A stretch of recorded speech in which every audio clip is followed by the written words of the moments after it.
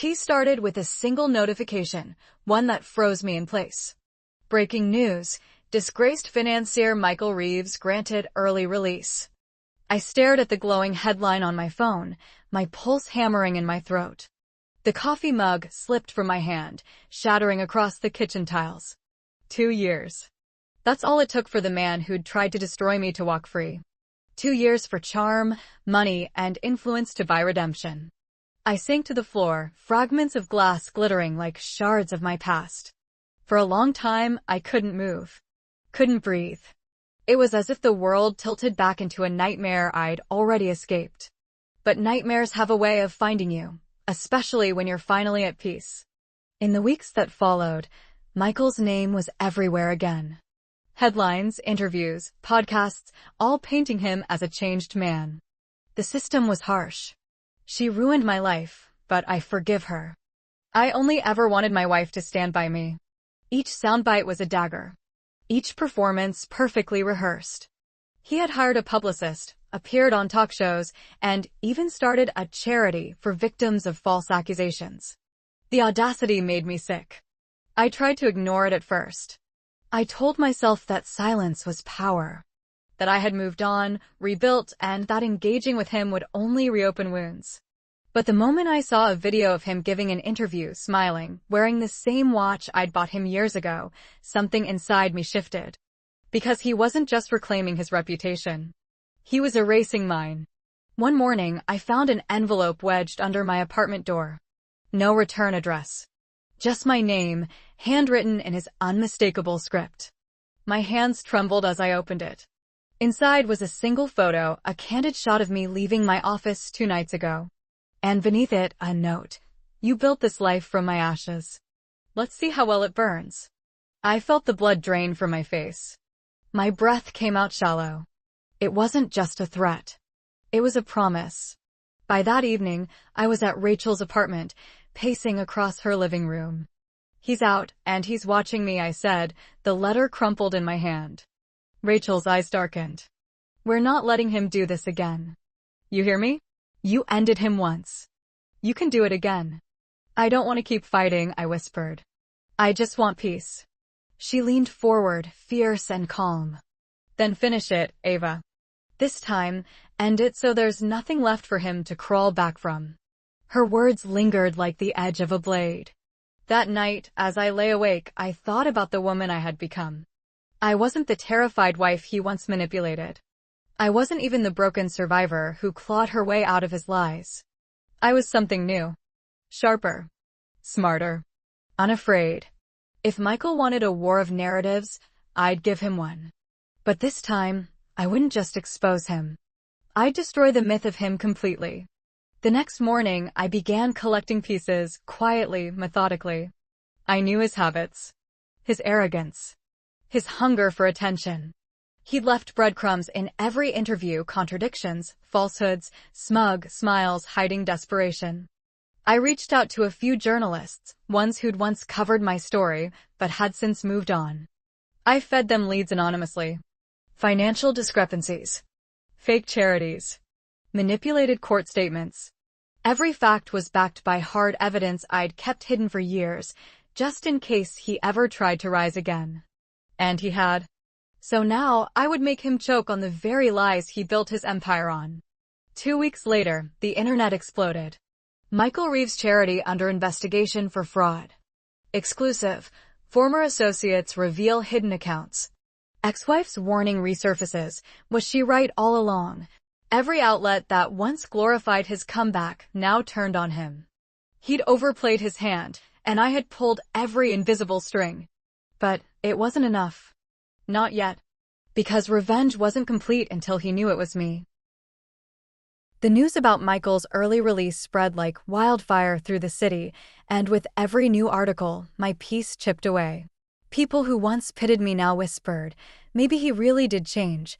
He's done his time. Or worse, she ruined his career. Those whispers were louder than screams. At night, when I scrolled through social media, I saw the tide turning. Comment sections under his interviews flooded with sympathy, poor man, false accusations destroy lives, and she must have been bitter. It made my skin crawl. I'd lived those years, the manipulation, the gaslighting, the quiet cruelty that never left bruises but shredded my soul. I'd seen what he was capable of when no cameras were rolling. But the world had forgotten, and Michael knew exactly how to weaponize that amnesia. He was reclaiming his old charm, that sickly, golden boy aura that drew people in. I knew his rhythm: speak softly, show remorse, smirk just enough to seem humble. He was an actor in his best role yet, the victim reborn. But I wasn't the same audience anymore. One night, as I lay awake in my apartment, I thought back to the last time I saw him 2 years ago in that sterile courtroom. He'd smirked when the verdict was read, even as the handcuffs clicked around his wrists. That smirk haunted me for months.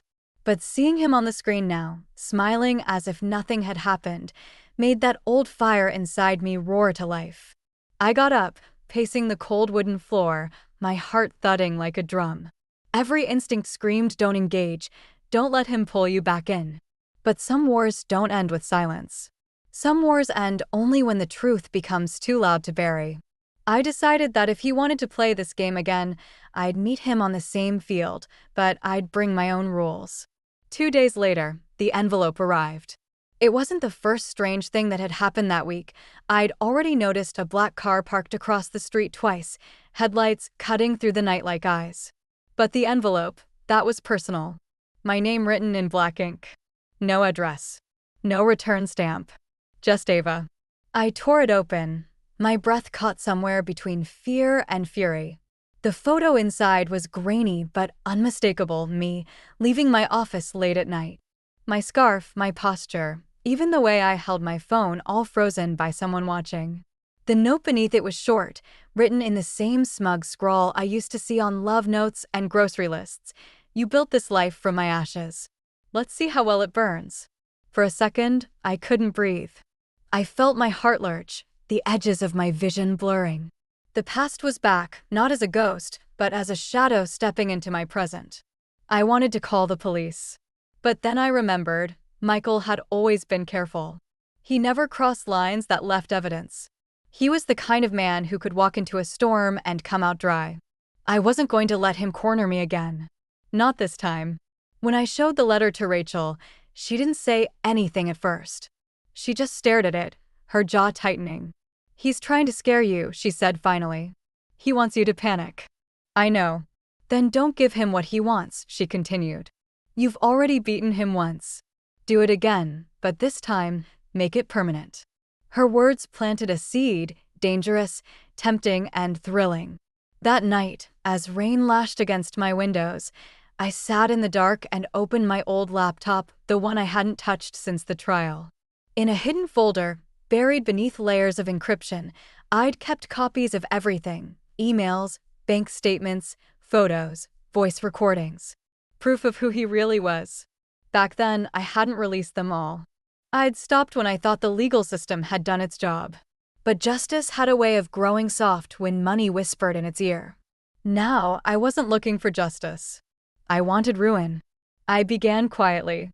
A journalist friend owed me a favor. I sent her one of the documents, an internal memo showing Michael had misappropriated funds during his charitable foundation launch. Just a taste. Within days, a small article appeared online, easily overlooked but enough to raise questions. Michael responded, of course. He always did. Another desperate attempt by my ex-wife to stay relevant, he told a podcast host, laughing easily. She can't move on, but I've forgiven her. That line, I've forgiven her, hit harder than any insult. He'd always used forgiveness as a weapon. So I gave him something to really forgive me for.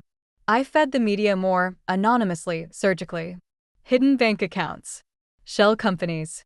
Falsified donations. All of it traced back to his new empire, this shiny image he'd built to clean his name. The cracks began showing. His PR team scrambled. Investors pulled back. One of his close associates flipped and went on record.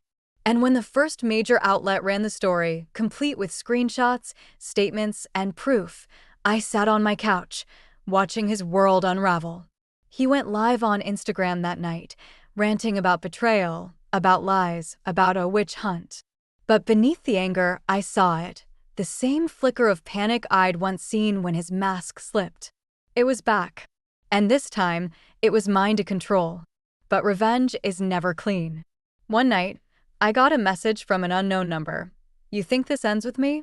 Look closer, Ava." I froze. Because attached was a photo, one that wasn't of me this time, but of Rachel. Standing in her car. Outside her apartment. My breath hitched. Michael wasn't playing defense. He was attacking. The next day, Rachel's windows were shattered. Her laptop stolen. A warning, loud and clear. That was when I realized, to end this, I couldn't hide behind screens or leaks anymore. I had to face him. The storm outside had not stopped for hours, and neither had the one inside me. Lightning cracked across the sky, illuminating my reflection in the window, the same face that used to flinch at his voice, now set with quiet fury. I wasn't the trembling woman who'd once packed her bags in tears and left everything behind. I had built something from the ruins he left me in. But now he was threatening to burn it down. I sat at the edge of my bed, phone in hand, staring at the message again. "Look closer, Ava." My fingers trembled, not from fear, but from the weight of everything coming full circle. He was taunting me, reminding me that even free, he could still control the narrative, still invade my peace. And now he had crossed the one line he should never have touched a Rachel. For a long moment, I couldn't breathe. My mind replayed every conversation I'd had with Rachel, how she told me to fight smart, not emotional. But this wasn't about strategy anymore. This was war. I went in my closet and opened the old cedar box buried at the back. Inside were reminders of the woman I used to be, court papers, his old love notes, my wedding ring, tarnished and cold, a symbol of vows turned into weapons. I picked it up, turning it in my hand. Once, that ring meant safety. Now it was a reminder of every insult whispered behind closed doors, every manipulation disguised as love. I placed it back in the box, slower this time, as though sealing away the last remnants of who I used to be. Then I reached for the envelope beneath it, the one I had labeled insurance. Inside were documents I'd been quietly collecting for months, copies of fake invoices, falsified expense reports, and the trail of money he had laundered through his so-called consulting firm. I hadn't known how or when I'd use them. Now I did. My hands no longer trembled. The storm outside mirrored the calm fury inside me, thunder rolling in rhythm with my heartbeat. I dialed a number I hadn't called in years. "Detective Hayes," came the gravelly voice on the other end. "It's Ava Miller," I said, steady. "I think I finally have what you were looking for." There was a pause. "You're ready to press charges?"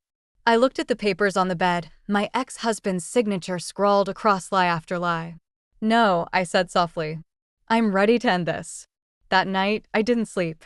I sat at my desk, lit only by the glow of my laptop screen, piecing together every scrap of evidence into a single, explosive file. Every deceit, every shady transfer, every betrayal that had once made me cry now formed the backbone of my revenge. By morning, I sent copies to 3 places: the IRS, the state attorney's office, and the local news outlet that had once featured his inspirational success story. I added a simple note: "Asterisk, you missed the real story. Let me help you tell it." Asterisk, then I waited. It didn't take long. Within days, whispers turned into headlines. Local businessman under investigation for fraud. Alleged misappropriation of funds by CEO under scrutiny. His photo was plastered across every screen, the same confident smirk that had once haunted me now replayed in shame. When his lawyer called, begging me to clarify some confusion, I simply replied, "There's no confusion.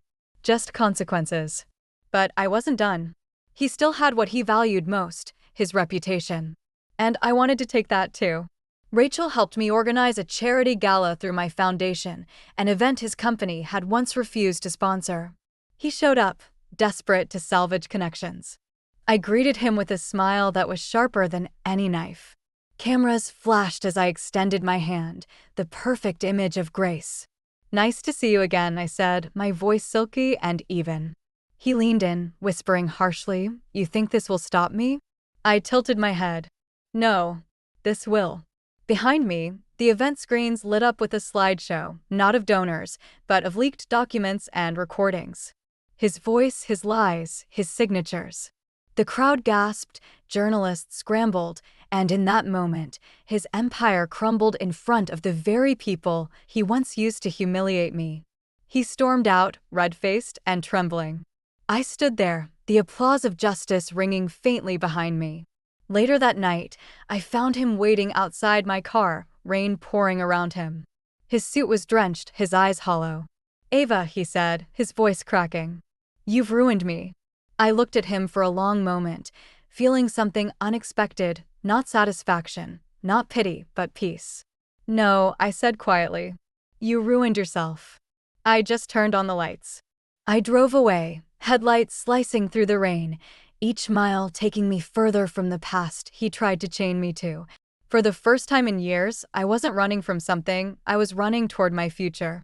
And as thunder rolled again across the sky, I whispered to myself, "You asked me to take a portion of my family's property, David." Instead, I took back my life. The storm began to clear then, outside and inside me. The morning after the gala, the headlines were everywhere. David Coleman's empire crashes overnight, fraud scandal rocks the city. Every major outlet ran it. Reporters camped outside his office, cameras flashing like Judgment Day lightning. I watched the coverage with a calm cup of coffee in hand, a quiet smile touching my lips. The same house where I'd once felt trapped now echoed with silence, but it wasn't emptiness. It was freedom. As I watched his fall unfold, a small part of me still remembered the woman who once begged him to listen, to love, to change. That version of Ava was gone, buried under the rubble of his deceit. What stood in her place was someone sharper, stronger, forged by betrayal and polished by revenge. By noon, my phone buzzed again, a call from Rachel. "You've officially broken the internet," she said, half laughing, half in disbelief. "Guess I finally learned marketing from the best," I said, with a smirk. Rachel snorted. "The best? He's trending under hashtag Liar of the Year. You're trending under hashtag Queen of Revenge." That made me laugh, not the bitter kind I'd grown used to, but a genuine one. "Fitting," I replied.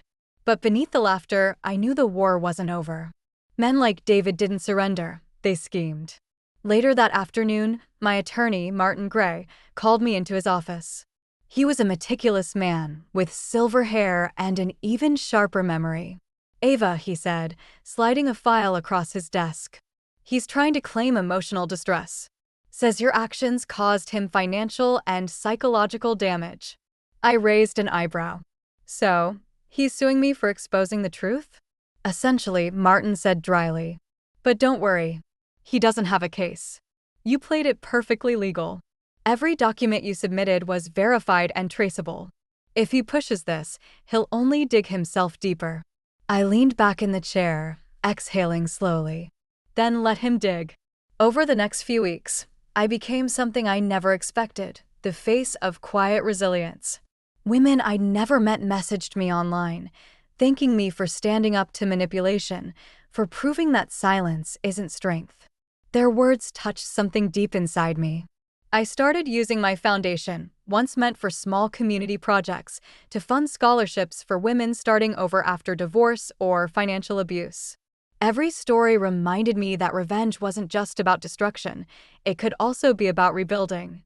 Still, David's shadow loomed large. One evening, I received a message from an unknown number. "You'll regret this. You can't humiliate me and walk away." I stared at it for a long time, the fear in me flickering like an old flame faint, but not gone.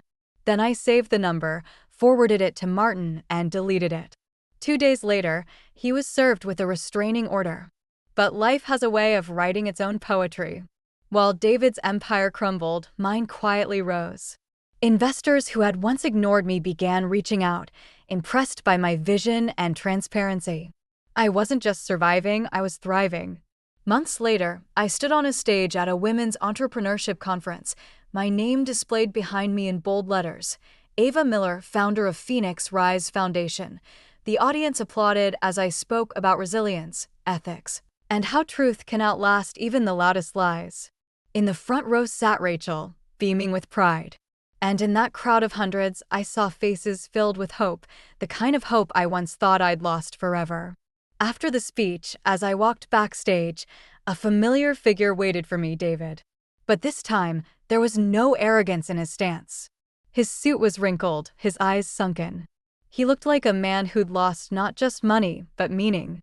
"Ava," he said quietly, "you've made your point. You've taken everything." I paused, letting his words hang in the air. "No," I replied softly. "I didn't take anything. I just stopped giving you everything." He looked down, guilt flickering across his features, perhaps for the first time.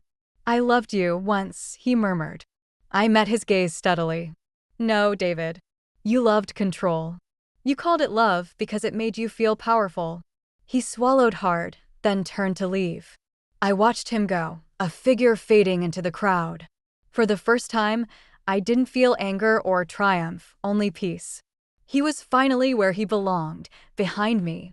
When I stepped outside, the city lights glimmered against the night sky, millions of little stars reflected in glass. I felt them echo inside me, bright and unbreakable. That evening I returned home, poured a glass of wine, and opened my journal, the same one I'd started years ago when I was too afraid to speak my truth. I flipped to the first page, where I had written, asterisk, "One day, I'll find my voice." Asterisk underneath it, I added, asterisk, and when I did, it was louder than his empire. Asterisk, as I closed the book, a knock echoed at my door, gentle, unexpected. Rachel peeked in, smiling. "The world wants an interview," she said. "CNN, Good Morning America, even the Times. Everyone wants to know how you did it." I chuckled softly. "Tell them I didn't destroy a man. I rebuilt a woman." The storm that once drowned me had become my symphony. The woman who once cried in the shadows now stood in the spotlight, not because she sought revenge, but because she earned justice. And as I gazed out over the city skyline, I whispered to the wind, "Thank you, David, for showing me what I could become without you." The wind carried my words away, into the same world that had once watched me fall, now watching me rise. The morning after the gala, the headlines were everywhere. David Coleman's empire crashes overnight, fraud scandal rocks the city. Every major outlet ran it. Reporters camped outside his office, cameras flashing like Judgment Day lightning. I watched the coverage with a calm cup of coffee in hand, a quiet smile touching my lips. The same house where I'd once felt trapped now echoed with silence, but it wasn't emptiness. It was freedom. As I watched his fall unfold, a small part of me still remembered the woman who once begged him to listen, to love, to change. That version of Ava was gone, buried under the rubble of his deceit. What stood in her place was someone sharper, stronger, forged by betrayal and polished by revenge. By noon, my phone buzzed again, a call from Rachel. "You've officially broken the internet," she said, half laughing, half in disbelief. "Guess I finally learned marketing from the best," I said, with a smirk. Rachel snorted. "The best? He's trending under hashtag Liar of the Year. You're trending under hashtag Queen of Revenge." That made me laugh, not the bitter kind I'd grown used to, but a genuine one. "Fitting," I replied. But beneath the laughter, I knew the war wasn't over. Men like David didn't surrender, they schemed. Later that afternoon, my attorney, Martin Gray, called me into his office. He was a meticulous man, with silver hair and an even sharper memory. "Ava," he said, sliding a file across his desk. "He's trying to claim emotional distress. Says your actions caused him financial and psychological damage." I raised an eyebrow. "So, he's suing me for exposing the truth?" "Essentially," Martin said dryly. "But don't worry. He doesn't have a case. You played it perfectly legal. Every document you submitted was verified and traceable. If he pushes this, he'll only dig himself deeper." I leaned back in the chair, exhaling slowly. Then let him dig. Over the next few weeks, I became something I never expected, the face of quiet resilience. Women I'd never met messaged me online, thanking me for standing up to manipulation, for proving that silence isn't strength. Their words touched something deep inside me. I started using my foundation, once meant for small community projects, to fund scholarships for women starting over after divorce or financial abuse. Every story reminded me that revenge wasn't just about destruction, it could also be about rebuilding. Still, David's shadow loomed large. One evening, I received a message from an unknown number. "You'll regret this. You can't humiliate me and walk away." I stared at it for a long time, the fear in me flickering like an old flame faint, but not gone. Then I saved the number, forwarded it to Martin, and deleted it. 2 days later, he was served with a restraining order. But life has a way of writing its own poetry. While David's empire crumbled, mine quietly rose. Investors who had once ignored me began reaching out, impressed by my vision and transparency. I wasn't just surviving, I was thriving. Months later, I stood on a stage at a women's entrepreneurship conference, my name displayed behind me in bold letters, Ava Miller, founder of Phoenix Rise Foundation. The audience applauded as I spoke about resilience, ethics, and how truth can outlast even the loudest lies. In the front row sat Rachel, beaming with pride. And in that crowd of hundreds, I saw faces filled with hope, the kind of hope I once thought I'd lost forever. After the speech, as I walked backstage, a familiar figure waited for me, David. But this time, there was no arrogance in his stance. His suit was wrinkled, his eyes sunken. He looked like a man who'd lost not just money, but meaning. "Ava," he said quietly, "you've made your point. You've taken everything." I paused, letting his words hang in the air. "No," I replied softly. "I didn't take anything. I just stopped giving you everything." He looked down, guilt flickering across his features, perhaps for the first time. "I loved you once," he murmured. I met his gaze steadily. "No, David. You loved control. You called it love because it made you feel powerful." He swallowed hard, then turned to leave. I watched him go, a figure fading into the crowd. For the first time, I didn't feel anger or triumph, only peace. He was finally where he belonged, behind me. When I stepped outside, the city lights glimmered against the night sky, millions of little stars reflected in glass. I felt them echo inside me, bright and unbreakable. That evening, I returned home, poured a glass of wine, and opened my journal, the same one I'd started years ago when I was too afraid to speak my truth. I flipped to the first page, where I had written, "One day, I'll find my voice." Underneath it, I added, and when I did, it was louder than his empire. As I closed the book, a knock echoed at my door, gentle, unexpected. Rachel peeked in, smiling. "The world wants an interview," she said. "CNN, Good Morning America, even the Times. Everyone wants to know how you did it." I chuckled softly. "Tell them I didn't destroy a man. I rebuilt a woman." The storm that once drowned me had become my symphony. The woman who once cried in the shadows now stood in the spotlight, not because she sought revenge, but because she earned justice. And as I gazed out over the city's skyline, I whispered to the wind, "Thank you, David, for showing me what I could become without you." The wind carried my words away, into the same world that had once watched me fall, now watching me rise. The months that followed David's downfall were both liberating and haunting. My name, Ava Miller, began circulating in articles, interviews, and social media threads. But fame wasn't what I'd wanted. What I craved was peace. What I had was power. In the beginning, I couldn't quite process the contrast. I went from being a woman who had begged her husband for understanding to someone reporters described as a symbol of female vengeance and renewal. It sounded glamorous on screen, a fairy tale comeback story, but only I knew the scars behind the smile. Every word I spoke on stage, every charity I launched, came from the ashes of something I'd once loved deeply. But with power came whispers. People started questioning my motives. Some called me ruthless. Others said I'd plotted it all. Online threads dissected my photos, my voice, my clothes, labeling me either a saint or a villain, depending on who was commenting. Rachel warned me, "You're the story now, Ava. And the world doesn't like stories that don't fit into clean boxes." She was right. The same media that praised me one week tried to twist my narrative the next. Did Ava Miller go too far? One headline asked. Heroine or manipulator? Asked another. I could have ignored it. But I'd learned that silence was no longer an option. So, I decided to do something unexpected. I invited the press, the same journalists who had torn apart my marriage and chronicled my revenge, to an open interview. Live, unfiltered, unscripted. It was held in the grand ballroom of the Hyatt downtown. Cameras flashed as I stepped onto the stage in a sleek black dress, minimalist but commanding. There was no prepared statement in my hands, only truth.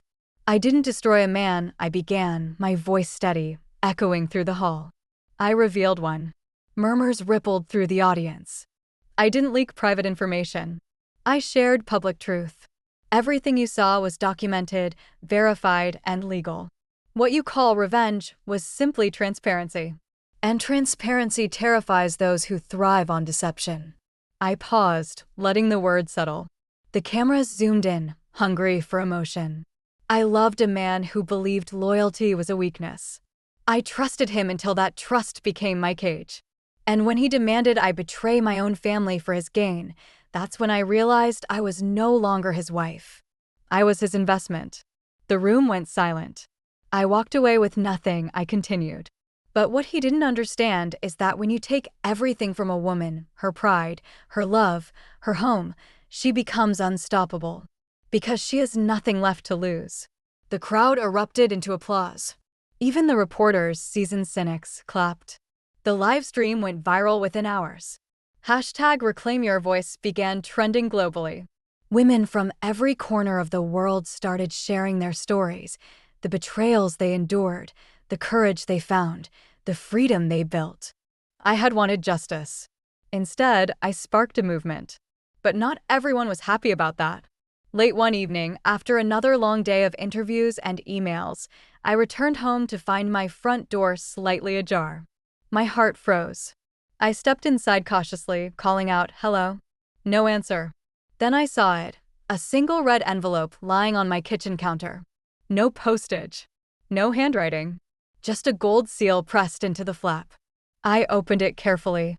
Inside, a single line was printed in bold letters. "You took my empire. Now I'll take your peace." The handwriting wasn't David's, it was hers. Melissa Carter. The woman he had left me for. For a long moment, I just stood there, the letter trembling in my hand. The air around me felt heavier, darker. My instinct screamed that this wasn't just a threat, it was a warning. The next morning, Rachel and Martin met me in my office. I slid the letter across the desk. "She's desperate," Rachel said, her tone sharp. "Melissa's the one under investigation now, remember? She signed documents that linked her to David's fraudulent accounts." Martin nodded. "She's facing possible charges. This is likely intimidation, nothing more." But I wasn't convinced. I'd seen Melissa's eyes before, the same hunger, the same cold ambition that once gleamed in David's. She wasn't going to fade quietly into the background. That night, I barely slept. Every creak in the house made me jolt awake. Every shadow felt alive. I wasn't scared, not exactly, but I was alert. A few days later, proof arrived that Melissa wasn't bluffing. One of my new foundation donors called to say someone had contacted her anonymously, spreading rumors that I had embezzled money.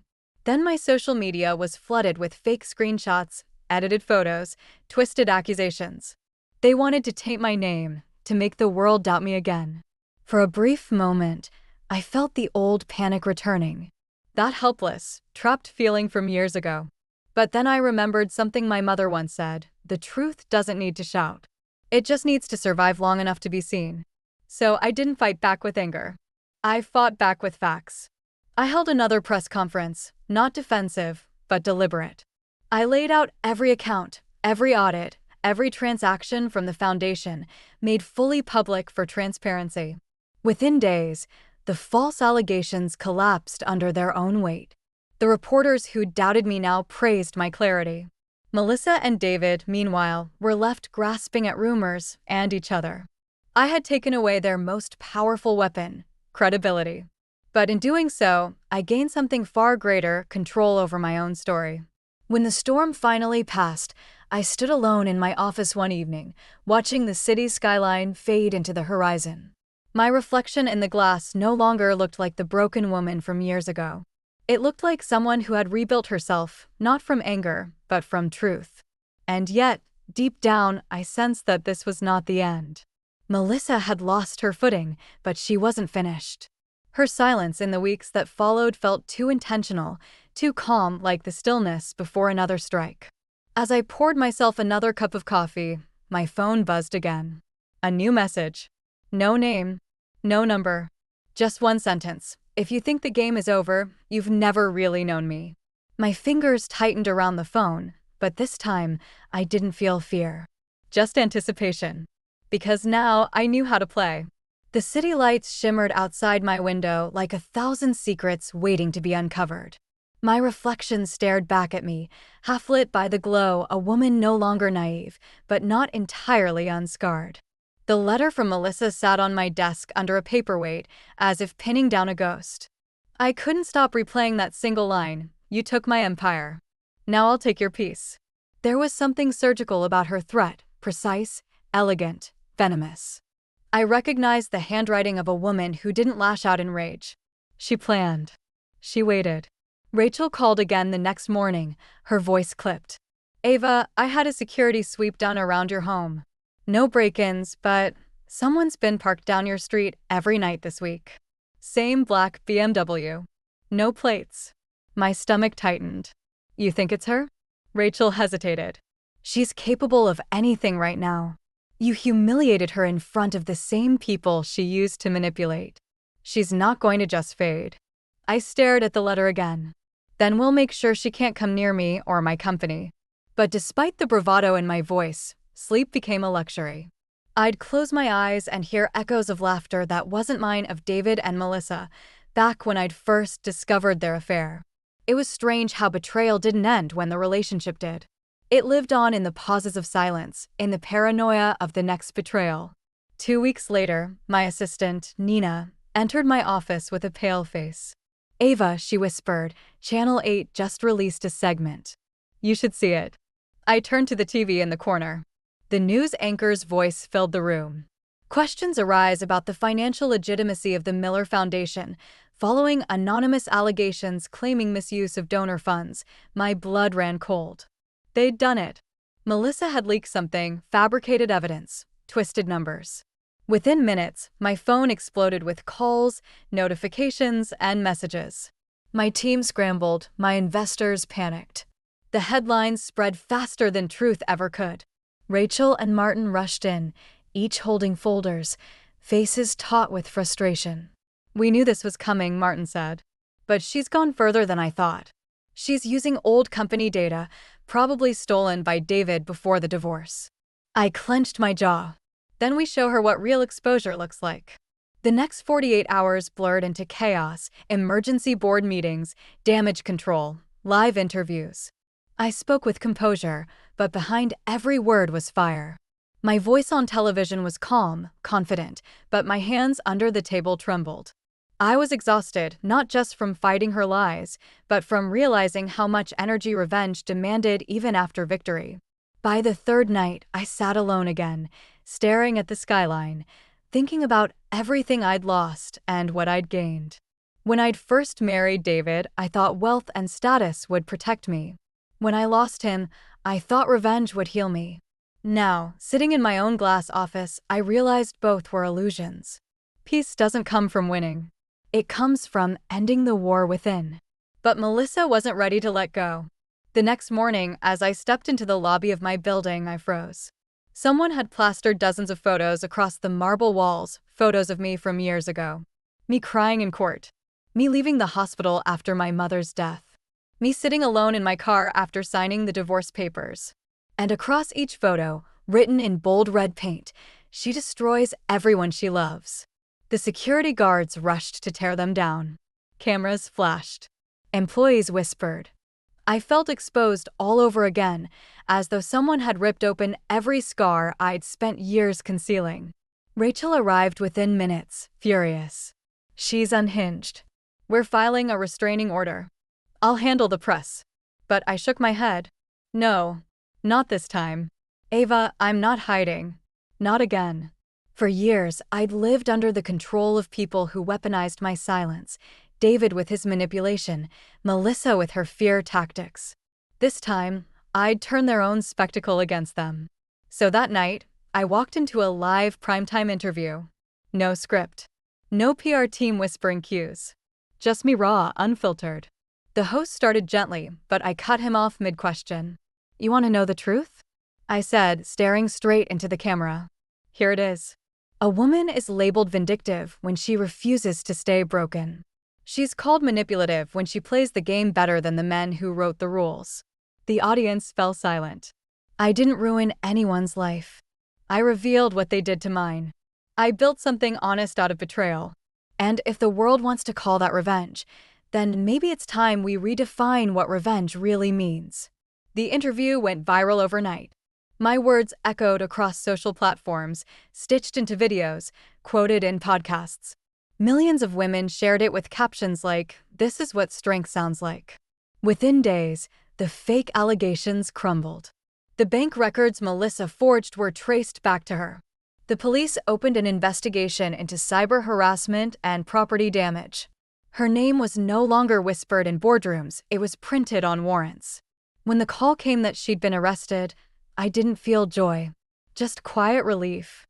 Justice wasn't loud. It was silent, slow, and absolute. A few months later, I drove out of the city, alone, no camera crews, no entourage, just me and the open road. I stopped at a small diner off Highway 6, ordered black coffee, and watched the sun dip into the horizon. The waitress smiled. "You look familiar. Are you someone famous?" I smiled back. "Not really. Just someone who finally found peace." She nodded, leaving me with my coffee. I took a sip, the bitter warmth steadying my pulse. Outside, the neon sign flickered open 24 hours. The words felt symbolic, a reminder that no matter how dark things get, something inside us always stays open, waiting for light. My phone buzzed one last time. An email, no sender, no subject line. Inside was a single image, a chessboard. Half the pieces had fallen. Only the queen remained standing. A small smile tugged at my lips. It wasn't a threat this time. It was recognition. The game was over. And I had won. The morning after my interview aired, the world felt eerily quiet. It was the kind of calm that comes after a thunderstorm, the air thick, charged, and expectant. My phone had died sometime during the night from the endless stream of messages, calls, and notifications. When I finally plugged it in, the screen came alive like a heartbeat. Hundreds of texts, thousands of emails. Some from strangers, women sharing stories of betrayal and resilience. Some from journalists asking for exclusives. And then, one from an unknown number. "You think you've won. But the game isn't over yet." No name. Just that. For a moment, I stared at the message, feeling the chill creep up my spine. Then I deleted it. No response. Not this time. When I walked into the office later that day, my staff stood and clapped. It wasn't loud or showy, just a quiet ripple of support, like the sound of pages turning. For the first time in years, I felt seen not as a scandal, not as a rumor, but as someone who survived. But deep down, I knew Melissa wasn't finished. She was too vain, too consumed by her own need to win. Her silence was strategy. Rachel came into my office, a coffee in hand. We traced the forged bank documents. She didn't just create them, she used old access codes from David's accounts. She must have planned this months before the divorce. I sighed, rubbing my temples. So, she wasn't just trying to ruin me, she wanted to erase every part of him that belonged to me. Rachel hesitated. "There's more." The investigator found something in David's email archives. "Something you should see." She slid a file across the desk.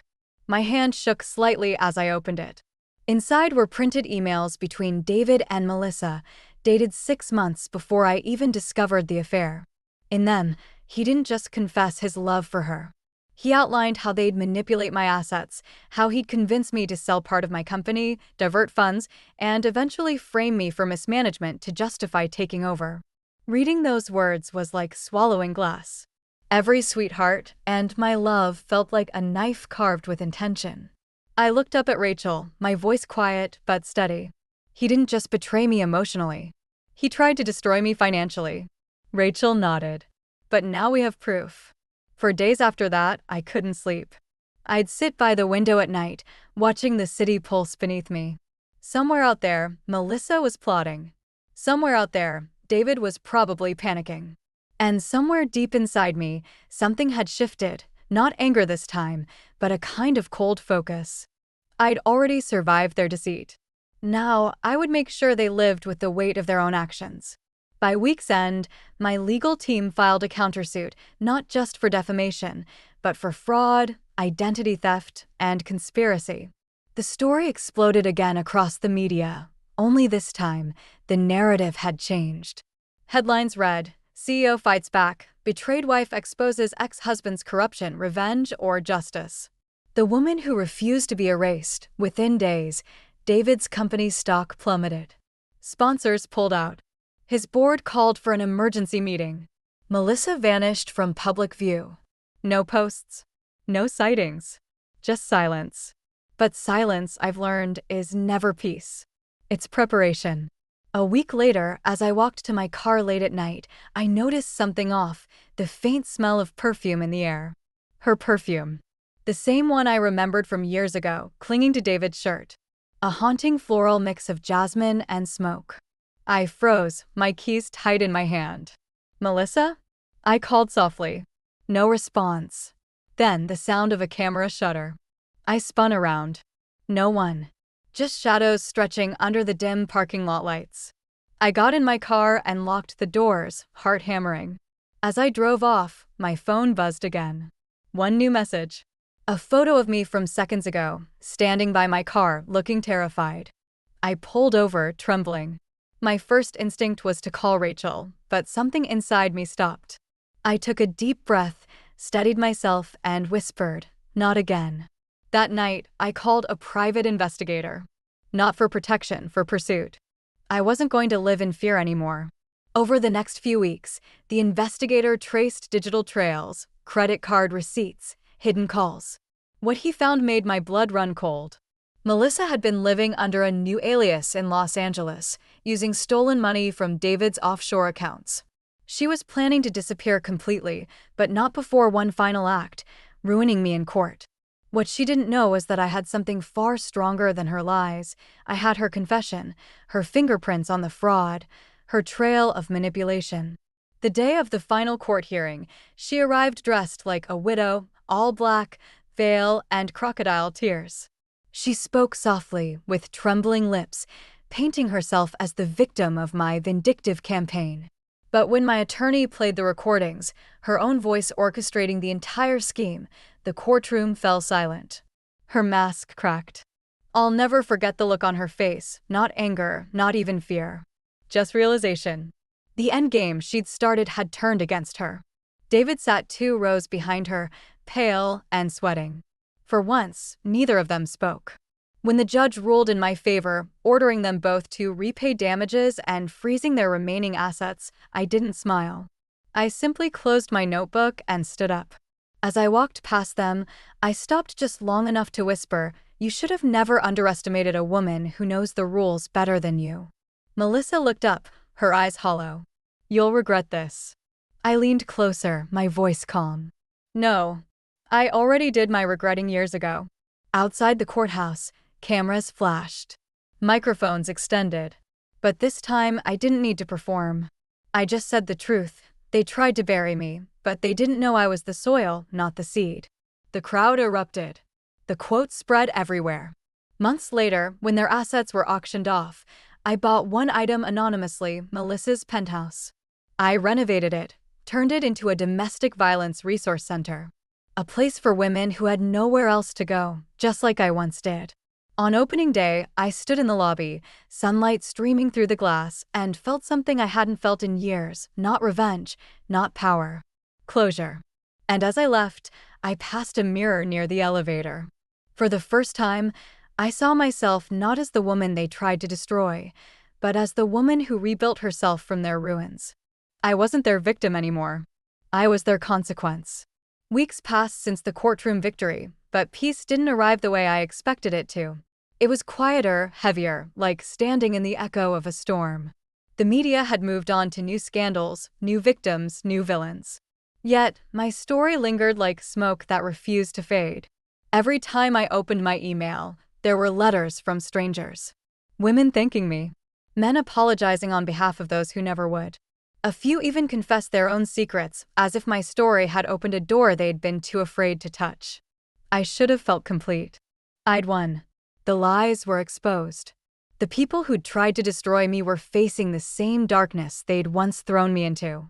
But late at night, I still woke up sometimes, heart pounding, half expecting Melissa's shadow in the doorway. One night, as I sat at my desk going through the last set of legal papers, my assistant knocked. "Ava," she said softly, "there's something you should see." She handed me an envelope, no return address, just my name in neat, careful handwriting. I tore it open, half expecting another journalist's request. But what I found stopped me cold. Inside was a single Polaroid. A photo of Melissa standing by a dock somewhere, holding a glass of champagne. The timestamp was recent. Too recent. Underneath the photo, a note: "You didn't finish the game." I sat back, staring at the picture. My first instinct was disbelief. She couldn't have escaped the charges. But then I remembered who I was dealing with. Melissa had always been 3 steps ahead, even in defeat. I handed the photo to Rachel the next morning. "She's alive," I said quietly. Rachel frowned. "You think she's running?" "She's not running," I replied. "She's waiting." And I was right. 2 weeks later, news broke that David had been found unconscious in a hotel in Miami. Overdose. He survived barely. But what caught the public's attention wasn't his condition. It was who checked him in. A woman under the name Clara West. Melissa's fake ID. The headlines read, "The affair that refuses to die, disgraced couple reappears in Miami scandal." My PR team urged me not to comment. "You've won already," they said. "Don't let her drag you back down." But this wasn't about revenge anymore. This was about closure. True, undeniable closure. So I flew to Miami. When I arrived at the hospital, I asked to see David. The nurse hesitated, recognizing me from the news, but eventually nodded. He looked small in the bed, pale, fragile, the arrogance drained from his face. The man who once thought he could control everything now couldn't even lift his hand without shaking. When he saw me, his lips parted in surprise. "Ava, you came." "I didn't come for you," I said quietly. "I came for the truth." He exhaled, his voice rasping. She took everything. The accounts. The money. Even my name. "Melissa?" He nodded weakly. "She said if I didn't help her disappear, she'd tell everyone what I did." I thought I could handle her. But she's not human anymore. She wants to destroy everything, even herself. For a long moment, I just looked at him, this man who once stood in court trying to paint me as greedy, bitter, unlovable. Now he was the one begging for mercy. "Do you know where she is now?" I asked. His eyes flicked to the window. "You'll never catch her," he whispered. "But she'll come for you. Because you're the only thing she can't erase." The next day, I got another envelope. No note this time, just a key and a hotel address. I could have ignored it. I should have. But curiosity, or maybe justice, pushed me to go. The address led to a small seaside motel, the kind where people went to disappear. Room 14. I knocked once. No answer. The key slid easily into the lock. Inside, the air smelled like salt and old perfume. On the table, a single envelope sat beside a bottle of wine.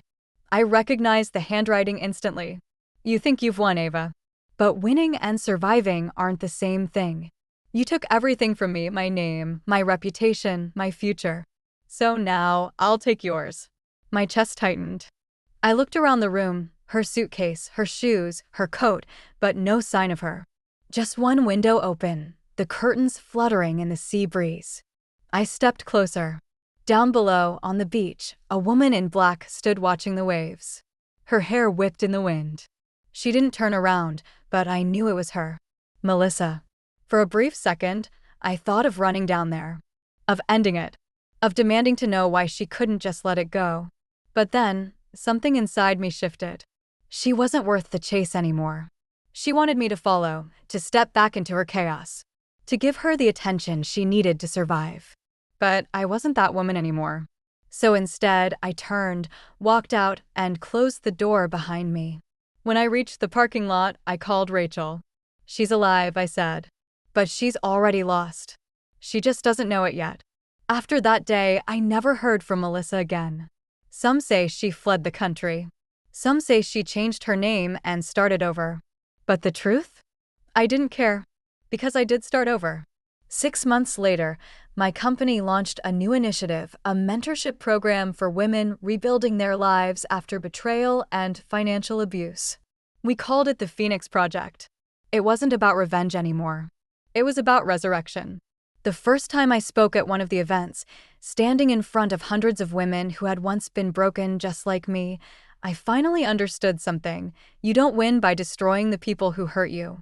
You win by becoming untouchable.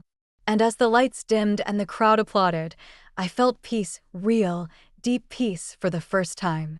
The woman I used to be died the day they tried to break me.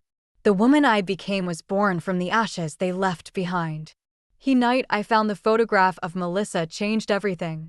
Up until then, I'd believed in endings, in closure, in justice, in the quiet peace that supposedly follows victory. But seeing that photograph, her alive, glass of champagne raised in triumph, eyes glittering with the same cruel amusement I remembered, shattered that illusion. It wasn't over. It would never truly be over until one of us disappeared for good. I didn't tell the press. I didn't even tell my parents. Only Rachel knew, and when she saw the photo, she went pale. "Could it be fake?" she asked, her voice trembling. "Maybe," I said, though I didn't believe it. "But the note isn't." She read it again. "You didn't finish the game." "That's her," Rachel whispered. "That's exactly how she talks." Melissa. The woman who once sat at my kitchen counter, sipping wine and laughing with my husband. The woman who looked me in the eye while planning to ruin me. The woman who had taken everything and still wanted more. The next morning, I drove to my lawyer's office. The sun was shining, but it felt hollow, like a light without warmth. "Technically," he said after reading the note, "there's nothing illegal here. A threat, maybe, but vague. We can report it, but it'll go nowhere." "Then we'll find her ourselves," I replied. Rachel and I spent days digging. Melissa had always been meticulous, a ghost even when she lived among people. But this time, her trail wasn't completely invisible. A credit card charge in Miami. A luxury spa appointment under a fake name. A security camera image of a woman with sunglasses, hat, and the same posture I'd seen in that photograph. Piece by piece, she came back into focus. And then, David's name surfaced. He'd been seen with her. Again. At first, I didn't want to believe it. After everything he'd lost, his job, his house, his reputation, why would he crawl back to her? But people like David didn't learn lessons. They just found softer landings for their egos. When the news of David's overdose broke, I wasn't shocked. I felt tired. I watched the footage on TV, a gurney being rolled through the hospital doors, reporters shouting his name. And there, in the corner of one blurry frame, I saw her. Melissa. A scarf over her face, but unmistakable. That night, I booked a flight to Miami. I told Rachel not to come. "If I don't do this myself," I said, "I'll never be free."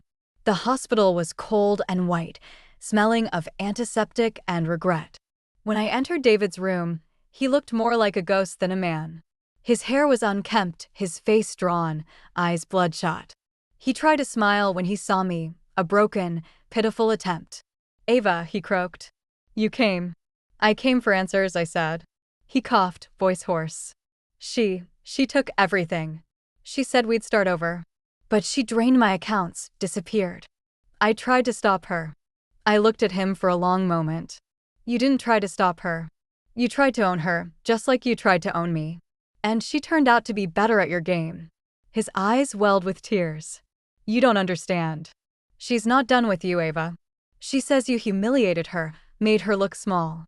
"She was small," I said coldly. "I just stopped pretending otherwise." He flinched. "You should leave. She'll come for you next."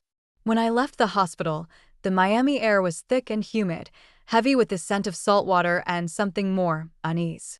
That night, my phone buzzed with a message from an unknown number. Meet me where the world ends. Room 14. Bring closure. No name, no address. Just a photo of a hotel key lying on sand. The next day, I found the motel. The kind where people went to vanish, faded neon sign, peeling paint, the smell of mildew in the air. Room 14. My heart hammered as I inserted the key. Inside, the room looked staged, too neat, too deliberate. A single suitcase lay open on the bed, filled with women's clothes and cosmetics arranged like props. On the table sat a bottle of red wine and an envelope. The same handwriting. I opened it. I wanted to see if you'd come. You always do. That's your weakness, Ava. You can't let go. You win, and you still chase ghosts. You call it closure, but we both know you need me. Without me, your story is just another divorce. Another sad woman who got angry. I make you interesting. I make you unforgettable. My throat went dry. She wasn't just trying to torment me. She wanted to live through me, to be remembered, even as the villain. I looked around the room again, and that's when I noticed it, the faint blinking of a small red light under the dresser. A camera. She was watching. I turned toward the window, the curtain fluttering in the ocean breeze. And there she was standing on the sand below, hair wild, black dress billowing. Melissa. Our eyes met for the first time in years. She smiled, a slow, knowing smile, and lifted her hand as if in a silent toast. I didn't move. I didn't scream. I didn't even go after her. I simply walked over to the camera, yanked it from the wall, and smashed it under my heel. Then I walked out. When I reached the parking lot, I felt lighter than I had in years.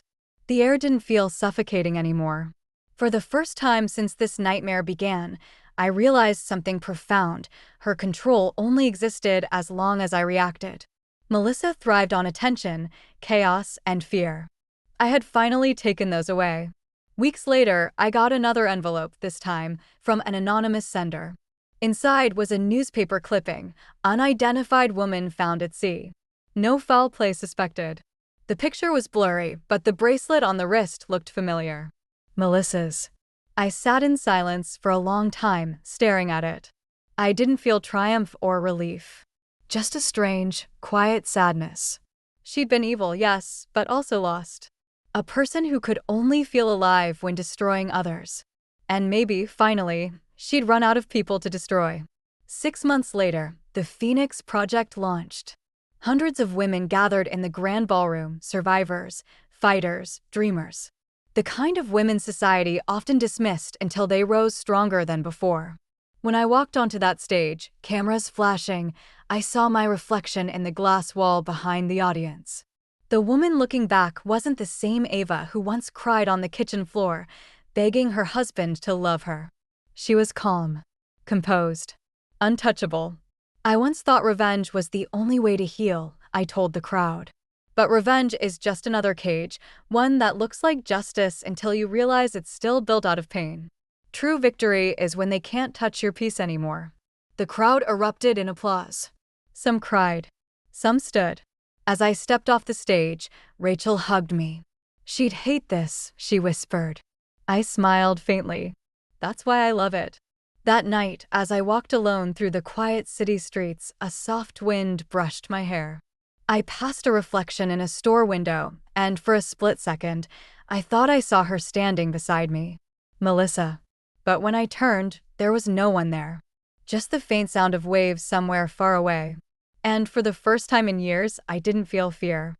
I felt free.